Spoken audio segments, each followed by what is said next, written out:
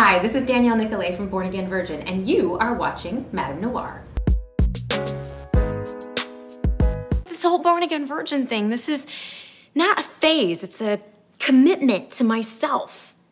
I want deeper, more meaningful relationships. The concept of Born Again Virgin is the life experience of one woman while she figures out who she is without having sex in her life, which sounds pretty simple, but it actually turns out to be way more complicated than that.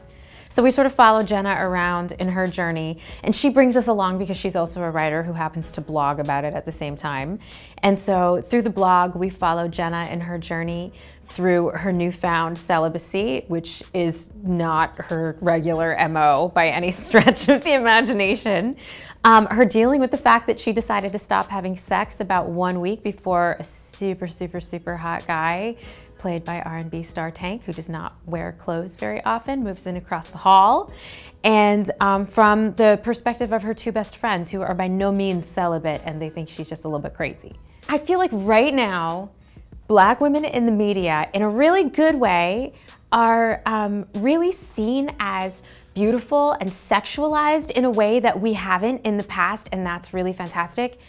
But I feel like in some respects, it's a little over the deep end. It's like hypersexualized, and all of a sudden, I think when you hypersexualize women, the idea of them being relationship material kind of goes out the window a little bit. We become these one-dimensional characters. Jenna is multi-dimensional. So are the other two women on the show, by the way. They just happen to be on different journeys. But Jenna, for me, I try to play her as aspects of all of my friends. Like, she's smart and she's quirky and she might be abstinent at the moment, but she's not desexualized. The Jackson miniseries was amazing. It was one of my first jobs, and I am one of the only people I know who can officially say that they made out with a real life Jackson. That was Jermaine Jr. Thank you very much. And I'm pretty sure I'm actually Jermaine Jr.'s first kiss. Yeah, I'm his first kiss on camera. And it probably wasn't so fun that his dad was watching while we did it.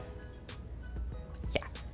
It's really important to me that I stay selective and aware of what characters I'm playing. I know for me, as a little African-American girl in a small town in Ohio who did nothing but watch TV and like wanna be those people and wanna emulate the women that I saw, I know how important it was to see Black women on TV who were something that I wanted to be, or who had really clear elements to their character and to their personhood that I felt like, oh yeah, like that's something I relate to, or something I want in my life, something I see in my family, or the women who love me act like that.